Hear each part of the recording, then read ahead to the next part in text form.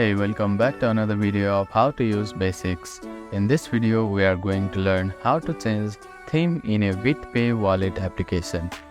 First of all, find and open BitPay Wallet application on a device. Now, find the settings icon, which is at the top left corner of the screen. After clicking on that, you will see various options there. And under the General tab, you can see a theme section. Click on it. You will find three options there. If you click on light mode, the application will be in light mode. If you click on dark mode, it will be on dark mode. If you check the system default, the application will be of same theme as your phone. If your phone is in light mode, the application will also be in light mode. Or if it is in dark mode, your application will be in dark mode. So that is how you can change theme in BitPay Wallet application.